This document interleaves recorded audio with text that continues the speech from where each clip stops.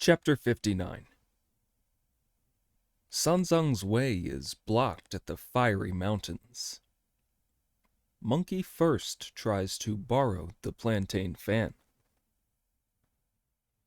The many species are at root the same. All flows into the boundless sea. Every thought and worry is in vain. All types and forms together blend. When the achievement is complete, great will be the full and shining Dharma. Do not allow your differences to divide. Keep everything together. Gather all into the elixir furnace. Refine it till it is red as darkest gold. Then, in its brilliance and beauty, on dragons it may ride at will.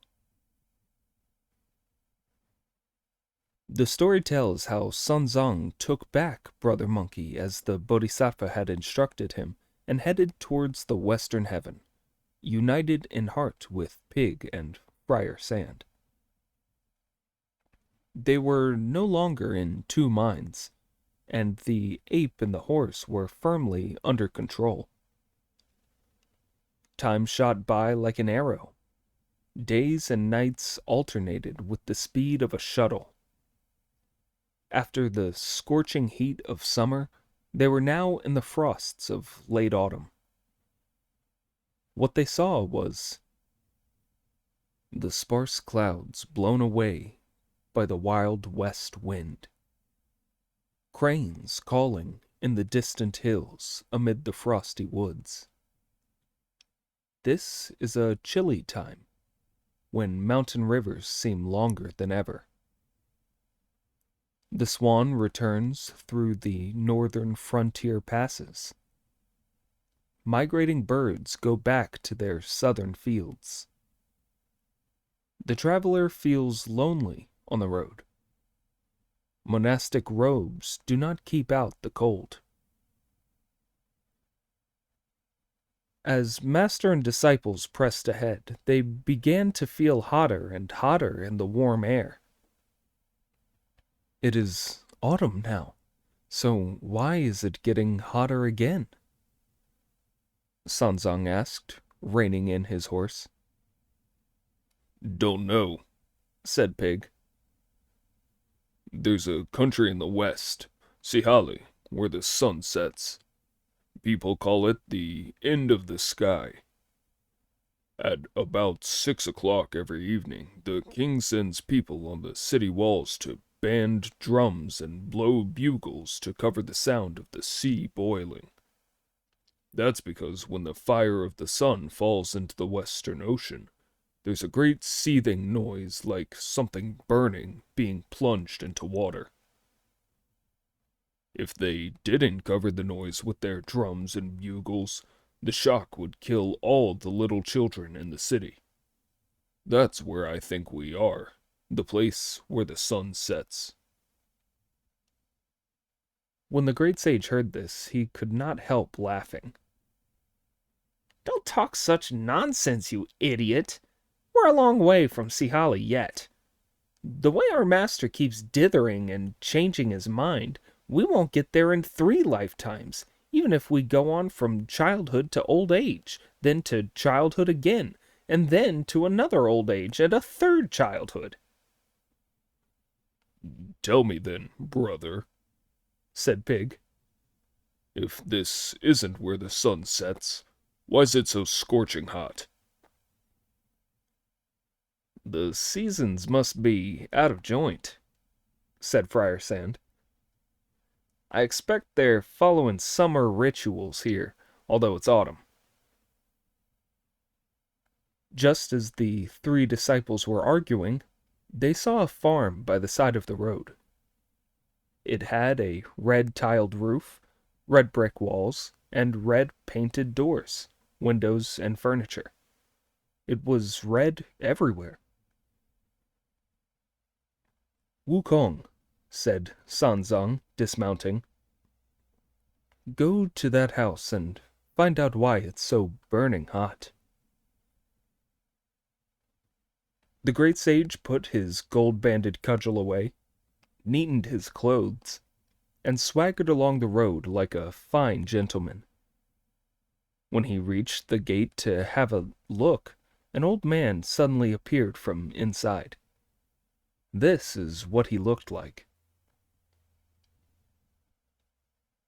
He wore a robe of hemp cloth, not quite brown or red, a sun hat of woven bamboo, in between black and green. The knobby stick in his hand was neither crooked nor straight. His long boots of leather were not new, but not yet old. His face was the color of copper, his beard bleached white like yarn.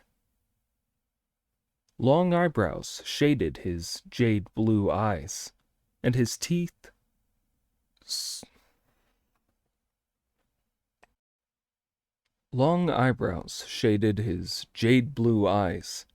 and his smile showed golden teeth. The old man had a shock when he looked up to see Monkey. "Where are you from, you freak?" he asked, steadying himself on his stick. "What are you doing in my gate?" "Venerable patron," replied Monkey with a bow, "don't be afraid. I'm no freak. My master and we 3 disciples have been sent by the great Tang Emperor in the east to fetch the scriptures from the west. As we've now reached your residence, I've come to ask you why it's so boiling hot here, and what this place is called." Only then did the old man stop feeling worried and reply with a smile. "Please don't take offense, Reverend Sir. My old eyes are rather dim, and I failed to recognize your distinguished self." "There's no need to be so polite," said Monkey. "Which road is your master on?" the old man asked. "That's him, standing on the main road, due south," Monkey replied. Ask him over," the old man replied, to Monkey's pleasure. Monkey waved to them, and Sun Zong came over with Pig and Friar Sand, leading the white horse and carrying the luggage. They all bowed to the old man. The old man was at the same time delighted by Sun Zong's fine appearance and alarmed by Pig's and Friar Sand's remarkable ugliness. Inviting them in, he told the younger members of the family to bring tea and cook a meal. Hearing all this, Sun Zong rose to his feet to thank the old man and ask, "Could you tell me, sir, why it has turned so hot again, although it is autumn now?" "These are the fiery mountains," the old man replied. "We don't have springs or autumns here. It's hot all the year round." "Where are the mountains?" Sun Zong asked. "Do they block the way to the west?" "It's impossible to get to the west," the old man replied. "The mountains are about 20 miles from here. You have to cross them to get to the west, but they're over 250 miles of flame. Not a blade of grass can grow anywhere around. Even if you had a skull of bronze and a body of iron, you would melt trying to cross them." This answer made Sun Zong turn pale with horror. He dared not to ask any more questions. Just then a young man pushing a red barrow stopped by the gate, shouting, "Cakes! Cakes!" The great sage pulled out one of his hairs and turned it into a copper coin with which he bought a cake off the young man. The man accepted the money, and without a worry, he lifted the cover off his barrow to release a cloud of hot steam, took out a cake, and passed it to Monkey. When Monkey took it in his hand, it was as hot as a burning coal or a red-hot nail in a furnace. Just look at him as he keeps tossing the cake from one hand to another, shouting, It's hot! It's hot! I can't eat it! If you can't stand heat, don't come here, the young man replied. It's always this hot here. You don't understand at all, my lad, said Monkey. As the saying goes, if it's never too cold and it's never too hot, the 5 kinds of grain will be harvested not. If it's so hot here, how do you get the flour to make your cakes? To this the young man said, You ask me where we can obtain the flour for the pan. Politely we request it from immortal Iron Fan. What can you tell me about this immortal? Monkey asked. The immortal has a plantain fan, the young man replied. If you ask it to, the fan puts out the fire at the first wave, makes a wind blow at the second wave, and brings rain at the third wave. That is how we can sow and reap the crops to support ourselves. Without it, nothing would be able to grow. On hearing this, Monkey rushed back inside, gave the cakes to Sun Zung, and said, Don't worry, master. Don't get upset about what's going to happen the year after next. Eat these cakes up, and I'll tell you all about it. Sun Zung took the cakes and said to the old man, Please, have a cake, sir. I could not possibly eat one of your cakes before we've offered you any of our tea and food, the old man replied. Sir, Monkey replied, there's no need to give us food or tea, but could you tell me where the Iron Fan Immortal lives? What do you want to know about the Immortal for? The old man asked. The cake seller told me just now that the Immortal has a plantain fan, said Monkey. If you borrow it, the first wave puts the fire out, the second raises a wind, and the third brings rain. That's why you're able to sow and reap the crops to support yourselves. I want to go ask the Immortal to come so we can put out the flames on the fiery mountains and cross them, and you'll be able to sow, reap, and live in peace. It's a nice idea, said the old man. But as you have no presents, and the Immortal wouldn't come. What sort of presents would be wanted? Sun Zong asked. Every 10 years, the old man replied, we go to visit the Immortal. We take 4 pigs and 4 sheep, all decorated with flowers and red ribbons, delicious fruit in season, chickens, geese, and the best wine. We bathe ourselves and go very reverently to pay a respectful visit to the mountain and ask the Immortal to leave the cave and come here to perform magic. Where is this mountain? Monkey asked. What's it called? How far is it from here? I'm going there to ask for the fan. It lies southwest of here, the old man said, and it's called Mount Turquoise Cloud. When we believers go to worship at the Magic Mountain, the journey takes us a month, as it's about 485 miles altogether. No problem, said Monkey. I can be there and back in no time. Wait a minute, said the old man. Have something to eat and drink first, and we'll get some provisions ready for the journey. You'll need 2 people to go with you. Nobody lives along the way, and there are many wolves and tigers. It'll take you many a day to get there. You must be serious about it." "No need," said Monkey with a laugh. "No need. I'm off." As soon as he said that, he disappeared. "My lord," The old man said in astonishment, "he's a god who can ride clouds."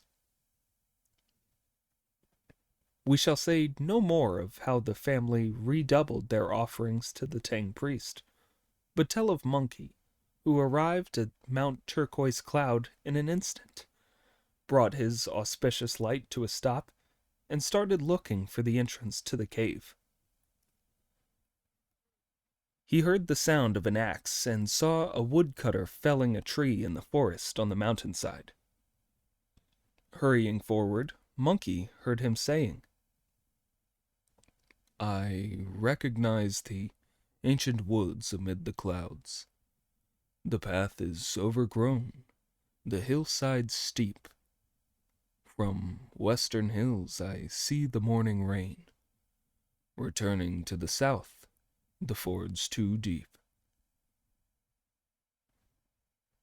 Going closer to the woodman, Monkey said, "Greetings, woodman." Putting down his axe, the woodcutter returned his courtesy and asked him where he was going. "May I ask if this is Mount Turquoise Cloud?" said Monkey. "Yes," the woodcutter replied. "Where is the Iron Fan Immortal's Plantain Cave?" Monkey asked. "There's a plantain cave here," the woodcutter replied.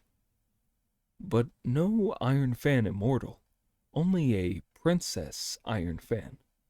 She's also called Raksasi."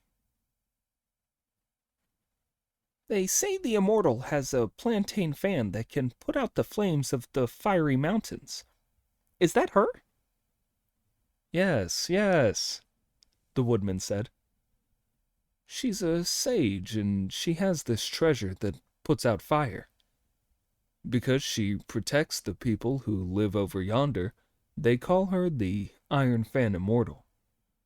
We have no need of her here, so we just call her Raksasi. She's the wife of the Bull Demon King." Monkey went pale with shock at the news. "Another person who's got it in for me," he thought. "When I subdued the red boy the other year, he said this bitch was his mother. When I met the red boy's uncle at Child Free Cave on Mount Offspring Dissolved, he refused me the water and wanted revenge. Now I'm up against his parents. How am I ever going to borrow the fan?" Seeing Monkey deep in thought and sighing endlessly, the woodcutter said with a smile, "Venerable sir, you're a man of religion. You shouldn't have any worries. Just follow this path east, and you'll be at the plantain cave within a couple of miles." "I'll be frank with you, woodcutter," said Monkey. "I'm the senior disciple of the Tang priest who has been sent by the Tang emperor in the east to go fetch the scriptures from the western heaven. The other year I had words with Raksasi's son, Red Boy, at the Fire Cloud Cave, and I'm afraid that Raksasi may refuse to let me have the fan because she's still nursing a grudge. That's why I'm worried." "A real man knows how to play it by ear," the woodcutter replied. "Just ask for the fan.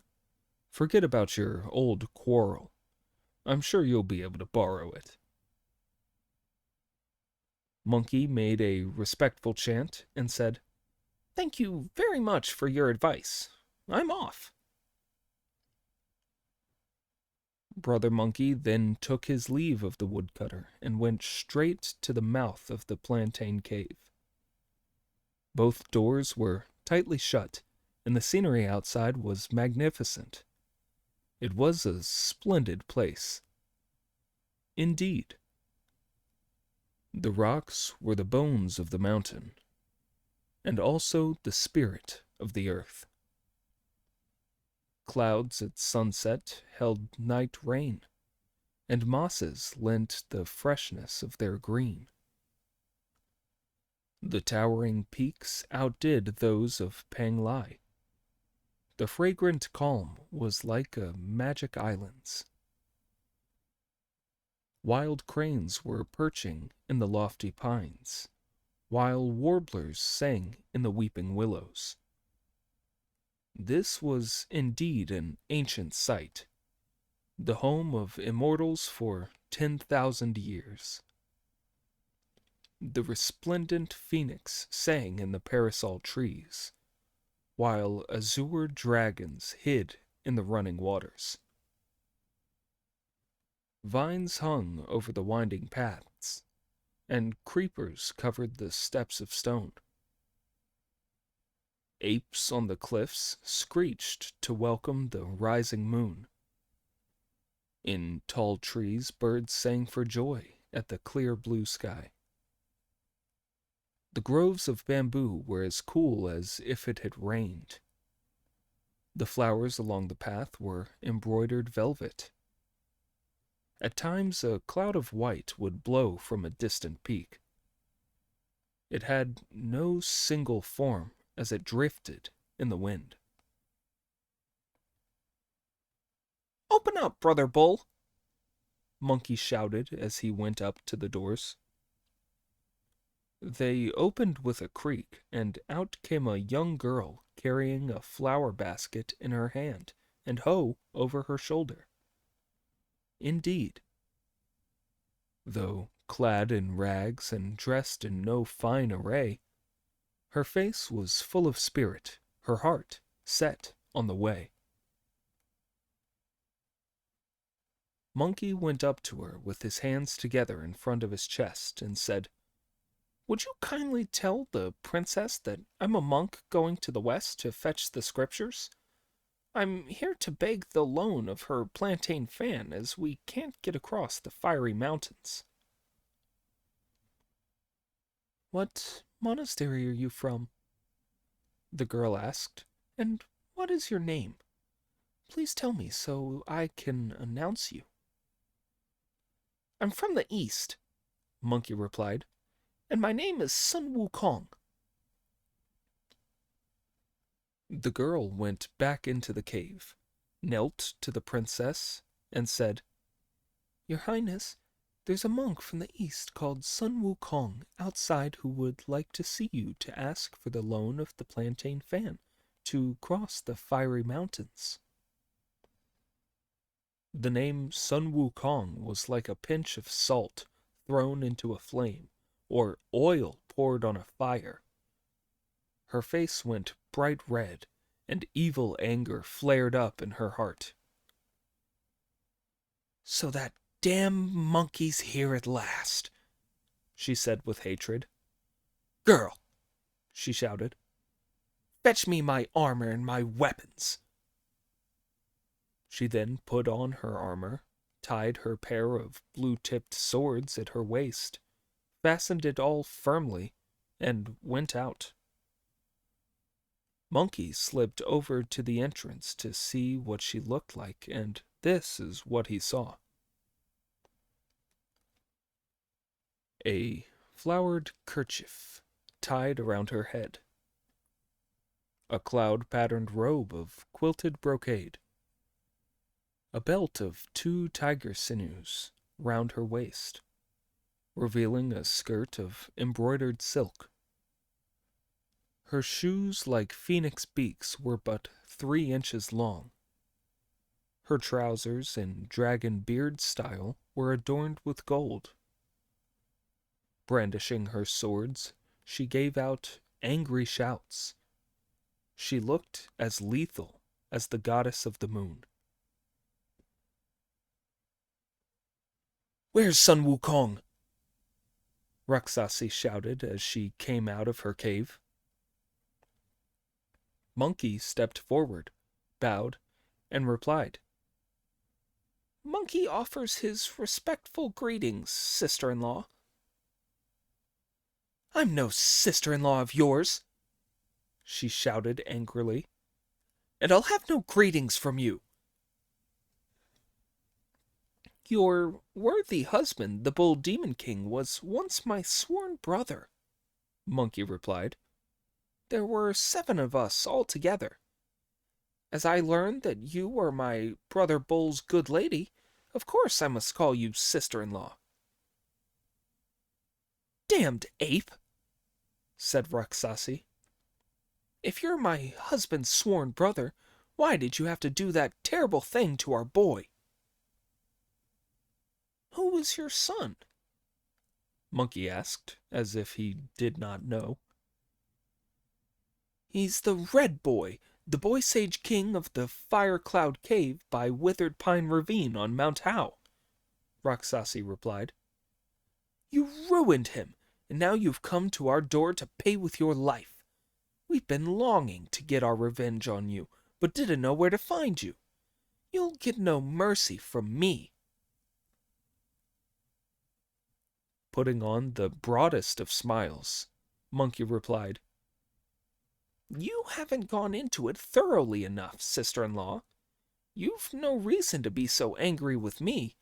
Your good son had captured my master, and would have steamed or boiled him if the Bodhisattva hadn't taken the boy as his disciple and rescued my master. He's now the page Sudana on the Bodhisattva's island, and he's accepted the pursuit of the true reward from her. He is now beyond life and death, and above filth and purity. He will live as long as heaven, earth, the sun, and the moon. But far from thanking me for saving his life, you're getting angry at me. That's wrong of you. You smooth-tongued ape, Raksasi snapped back. My boy may be alive, but when is he ever going to come here? When am I going to see him again? It'll be easy for you to see your son again, Monkey replied, still smiling. Just lend me the fan to put the fires out. When I've taken my master across the mountains, I'll go to the Bodhisattva's palace in the Southern Ocean and ask him to come here to see you and give your fan back. No problem. Then you'll be able to see that he's completely unharmed. If he'd been wounded at all, you'd have had every right to be angry with me. But he's as handsome as ever. You ought to be thanking me. To this, Raksasi's reply was, Shut up, ape fiend! Stick your head out for me to hack with my sword. If you can stand the pain, I'll lend you the plantain fan. If you can't, you'll be going straight down to hell to see King Yama. Monkey then clasped his hands together in front of him and replied with a smile, Enough said, sister-in-law. I'll stretch my bald head out, and you can take as many hacks as you like until you're exhausted. But you must lend me the fan. With no more argument, Raksasi swung both of her swords around and brought them down with loud thunks 12 or more times on Monkey's head. He was not bothered at all. Raksasi was so frightened by this that she turned to run away. Where are you going, sister-in-law? Monkey said. Hurry up and lend me that fan. My treasure isn't something to be lent out casually, Raksasi replied. Well, said Monkey, if you refuse now, you'll just have to try a taste of your brother-in-law's cudgel. The splendid Monkey King held on to her with one hand while pulling his cudgel out from his ear with the other. With one wave it became as thick as a rice bowl. Raksasi broke free from his grip and raised her swords to strike back at him. Monkey started swinging his cudgel to hit her with, and the fight began in front of Mount Turquoise Cloud. All talk of kinship was forgotten, and their minds full of hatred alone. It was a fine battle. The woman had worked hard to make herself a monster. She loathed the ape and would avenge her son. Although Monkey was seething with fury, he would have made concessions for his master's sake. First, he had asked to borrow the plantain fan, being patient and gentle, not fierce. In ignorance, Raksasi hacked with her sword, while Monkey decided to speak of kinship. Women should never fight with men, for men are harder and can crush them. Terrible was the gold-banded cudgel. Fine were the movements of the blue frost-bladed sword, with blows to face and head, as both of them grimly refused to yield. Blocking to left and right, they used their martial skill. Great was the cunning with which they stood or fell back. Just when they both were beginning to enjoy themselves, the sun set in the western sky before they noticed.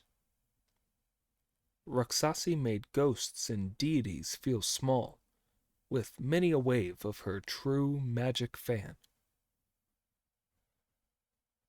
Raksasi and Monkey fought it out till evening.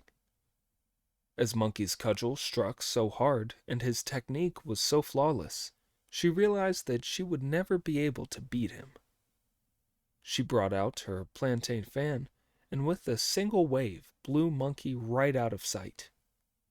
There was no way he could stand his ground. With that, she went back to her cave in triumph. The great sage was thrown around in air, unable to come down to earth or find any refuge. He was like a dead leaf in a whirlwind, or a fallen blossom carried along by a torrent. Only after a whole night's buffeting did he manage to land on a mountain the next morning, and hold on hard to a rock by putting both arms round it. He needed a long time to calm himself and take a good look around before he realized he was on Little Mount Sumeru. What a terrible woman, he said to himself with a deep sigh. However did she get me here? I remember coming here once to ask the Bodhisattva Lingji to subdue the Yellow-Wind monster and rescue my master.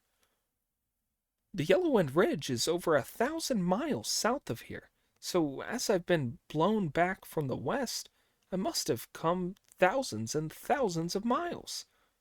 I'll go down and find out some more from the Bodhisattva Lingji before I go back.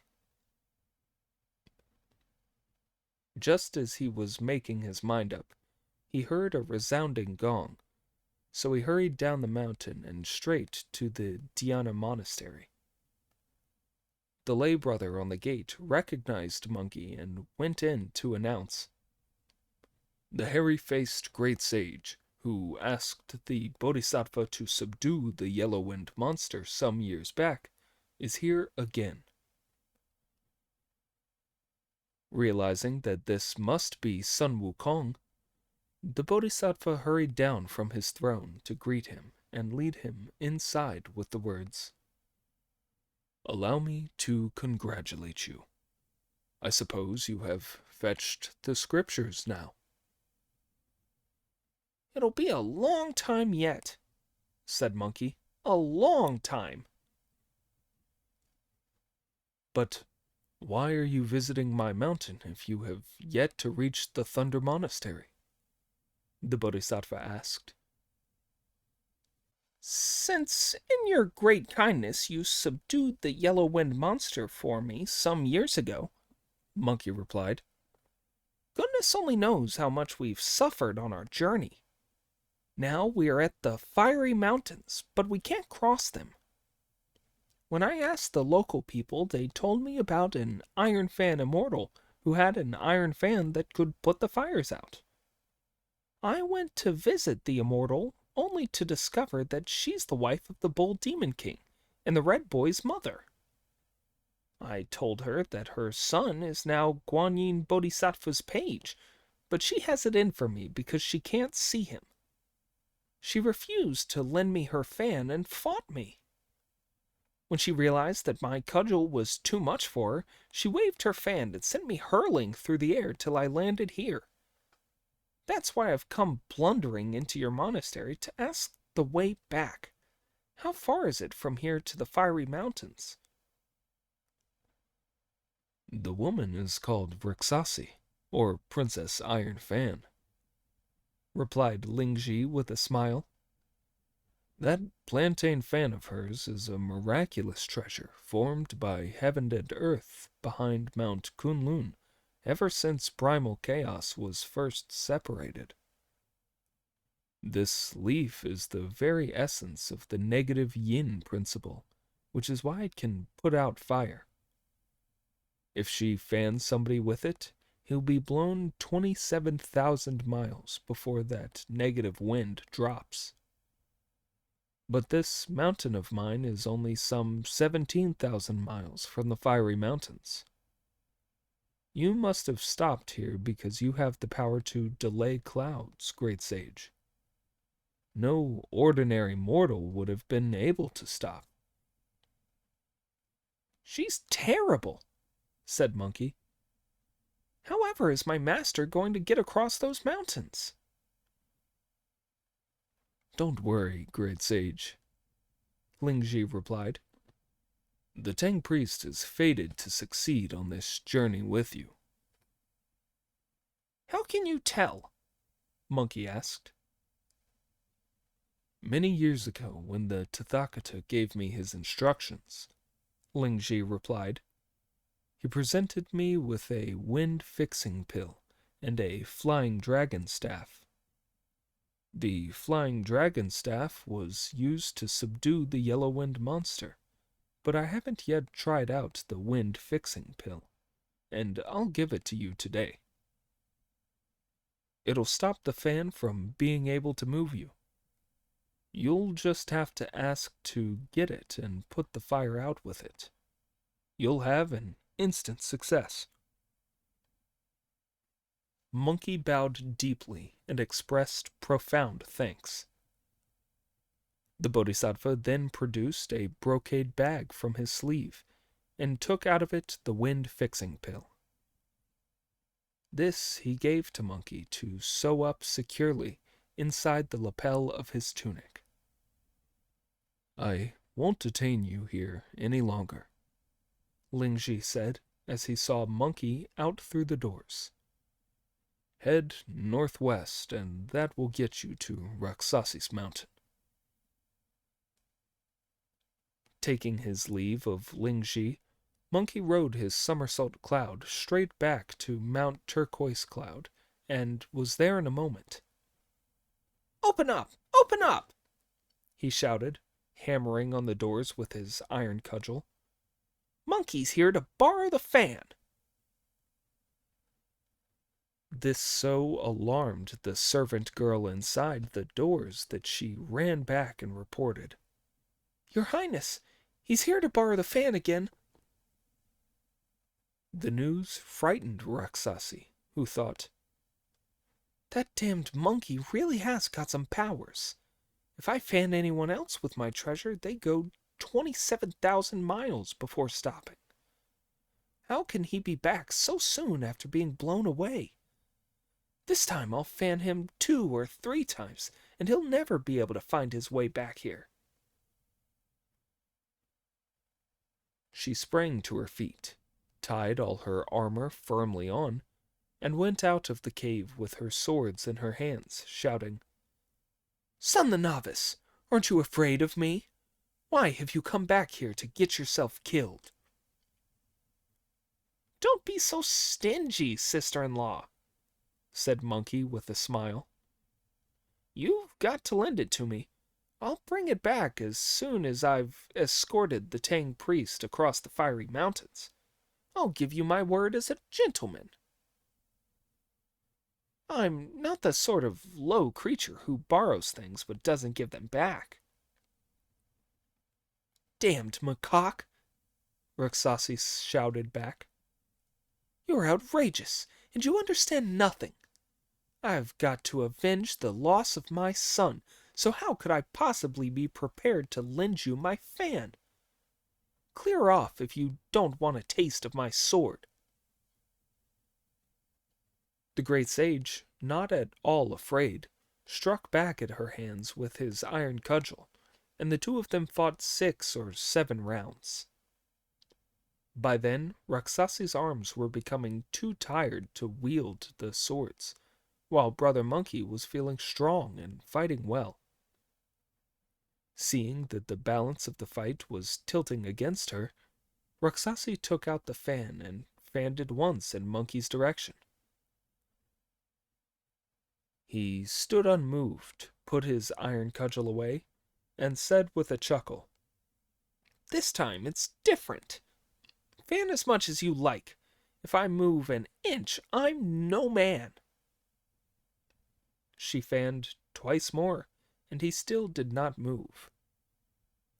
By now she was so alarmed that she put her pride and joy away at once, went straight back into the cave, and shut the doors firmly. When Monkey saw this, he used magic. He tore the lapel of his tunic open, put the wind-fixing pill in his mouth, shook himself, turned into the tiniest of insects, and squeezed in through the crack between the doors, where he saw Raksasi shouting, I'm thirsty! I'm thirsty! Quick, bring me some tea! The servant girl who attended her fetched a pot of the best tea and poured a large cup of it so noisily that the surface was frothy. Monkey was delighted. With a quiet buzz of his wings, he flew under the froth. Raksasi was so parched that she drained the tea in 2 gulps. Once inside her stomach, Monkey reverted to his own form and shouted at the top of his voice, Sister-in-law, lend me the fan! Raksasi went pale with shock. Little ones, she called to her underlings. Are the front doors shut? Yes, they all said. If the doors are shut, then how can Son the Novice be inside the cave and shouting? She asked. He's shouting from inside you, the servant girl replied. Where are you playing your conjuring tricks, Son the Novice? Raksasi asked.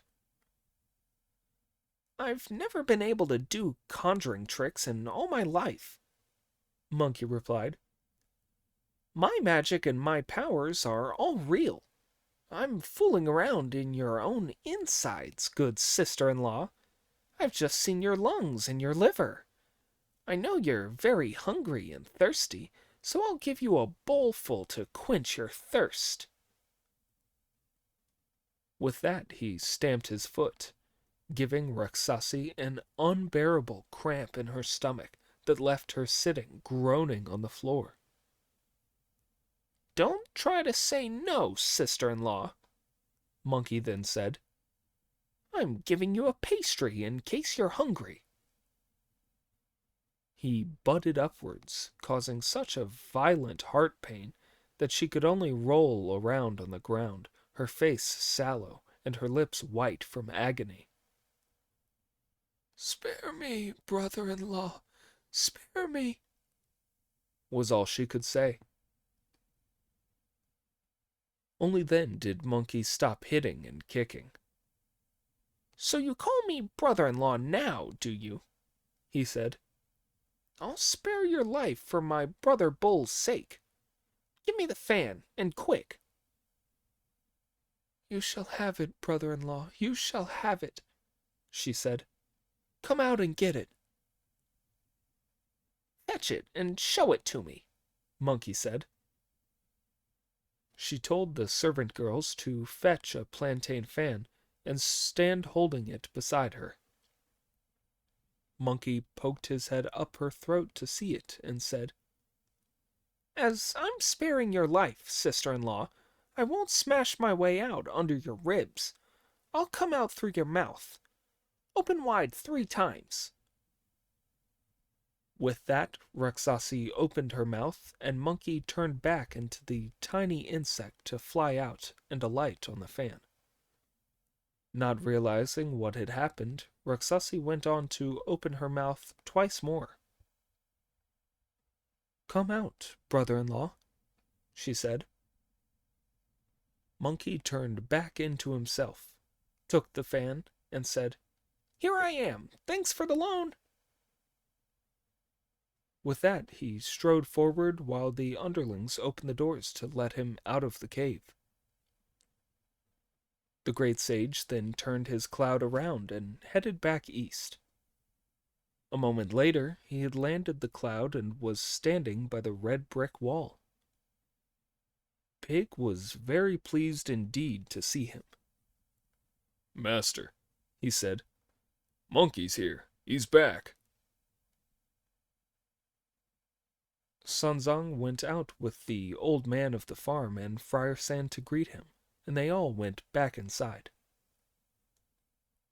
Propping the fan against the wall, Monkey asked, Tell me, sir, is this the fan? Yes, yes, the old man said. This is a great achievement, disciple, said Sanzang. Fetching this treasure must have cost you a great deal of trouble. No trouble at all, said Monkey. Do you know who that Iron Fan Immortal is? She's Raksasi, the wife of the Bull Demon King, and the Red Boy's mother. Her other name is Princess Iron Fan. I found her outside her cave and asked to borrow the fan, but all she could talk of were her old grudges. She took a few cuts at me with her swords, but when I gave her a bit of a scare with the cudgel, she fanned me with the fan and blew me all the way to Little Mount Sumeru. I was lucky enough to be able to see the Bodhisattva Lingji, who gave me a tablet that stops wind and shoved me the way back to Mount Turquoise Cloud. Then I saw Raksasi again, but this time her fan didn't move me an inch, so she went back into her cave, and I turned into a tiny insect to fly back in after her. When the damned woman asked for some tea, I slipped in under the froth at the top, got inside her, and started giving her a few punches and kicks. She couldn't take the pain. She kept saying, Spare me, brother-in-law, spare me. As she agreed to lend me the fan, I spared her life and took the fan. I'll give it back to her after we've crossed the fiery mountains. When Sanzang heard this, he was extremely grateful. Master and disciples then took their leave of the old man and traveled about 15 miles west. The heat was becoming unbearable. The soles of my feet are being roasted, Friar Sand complained. My trotters are getting burnt, and it hurts, said Pig.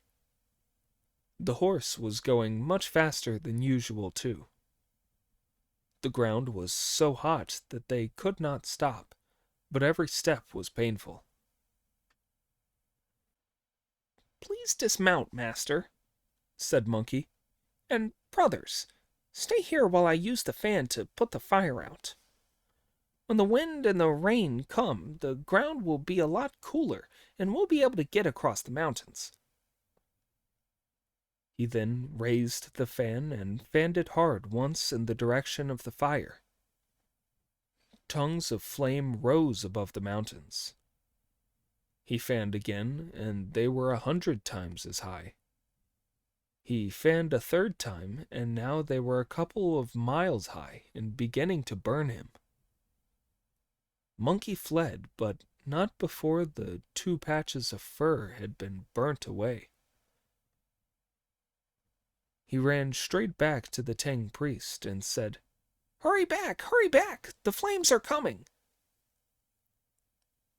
The master remounted and headed back east with Pig and Friar Sand some 7 miles before stopping and asking, "What happened, Wukong?" "It's the wrong one," Monkey said, flinging the fan down. "It's the wrong one! The damn woman fooled me!" When Sanzang heard this, he frowned and felt thoroughly depressed. "What are we to do?"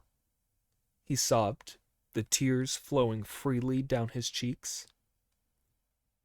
"Brother," said Pig, "why did you come back in such a mad rush and send us back here?"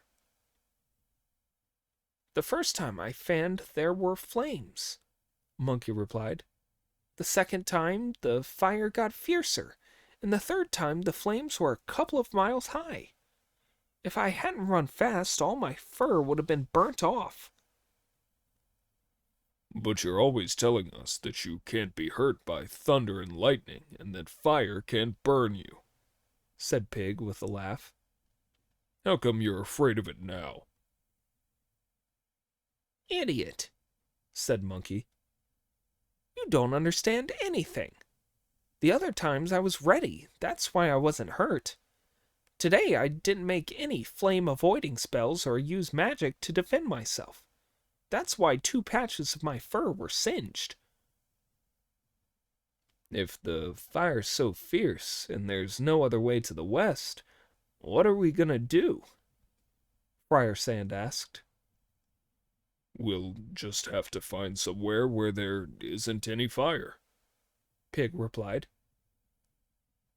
"Which way will that be?" Sanzang asked. "East, north, or south. There's no fire those ways," said Pig. "But which way are the scriptures?" "Only in the west," Pig replied. "I only want to go where the scriptures are," Sanzang said. "We're well and truly stuck," said Friar Sand. "Where there are scriptures, there's fire, and where there's no fire, there are no scriptures." While master and disciples were talking this nonsense, they heard someone call, "Don't get up, Set, great sage. Come and have some vegetarian food before you take your discussions any further." The 4 of them looked round to see an old man wearing a cloak that floated in the wind and a hat the shape of a half-moon. In his hand he held a dragon-headed stick, and on his legs were boots of iron. With him was a demon with the beak of an eagle and the cheeks of a fish, carrying on his head a copper bowl full of steamed buns, millet cakes, and cooked millet and rice.